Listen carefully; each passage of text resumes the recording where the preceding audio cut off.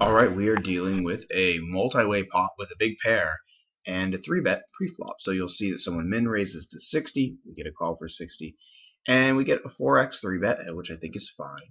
It is important to know before we go any further that the odds of an overpair flopping are 54%. That's quite a bit. So whenever you're really deep stacked like this, if playing queens is uncomfortable for you, one thing you could do is flat to negate that confusion. But of course, I think a 3-bet is the best play, pretty much always. Okay, then one guy folds, and we get this. So we get a wonderful flop. That's awesome. I'm in love with it. I am prepared to go to the distance here. This player bets out 90. Now, the key when you make a raise here is to size your bet in relationship to the pot and not necessarily his raise. In other words, don't just go, oh, well, all 3 times his raise and then make it 270. Or if this player bets 30, you don't go, oh, all 3 times his raise, I'll bet 90. You want to think about the pot as a whole. So the pot is a total of 675. So I'd be making a raise somewhere here in the 350, 400 zone and being expected to get called a lot. So I think this is absolutely fine. We get a call. 7 comes out. That's not a scary card at all. That does complete some straights, but it's nothing that completes an obvious straight. So I'm happy right now.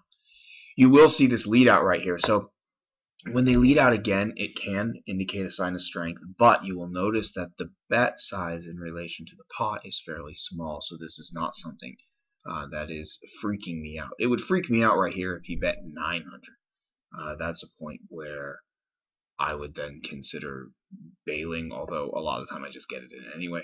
But this bet, the key is just noticing that this is about 1/4 of the pot, and that's not scary at all. Considering the pot is now about 1500, I think you should just shove it in right here.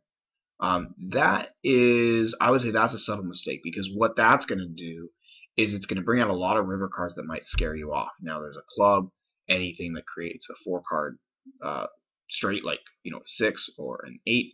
A heart can be scary. The 4 is actually not scary. His betting line, though, does indicate strength. I would have just got it in on the turn.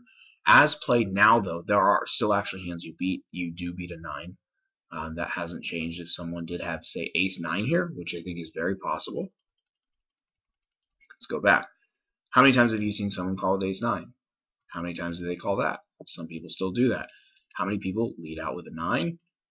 Lead out with a 9? Shove with a 9, okay? So even though his line is kind of scary, because you will notice he's growing with strength, he bets weak, gets a little bit stronger, and then a whole lot of stronger, right? So that is a sign of strength. But this is a hand that I would actually call down here, just like you did, and I know that you lose. I actually don't know what he has.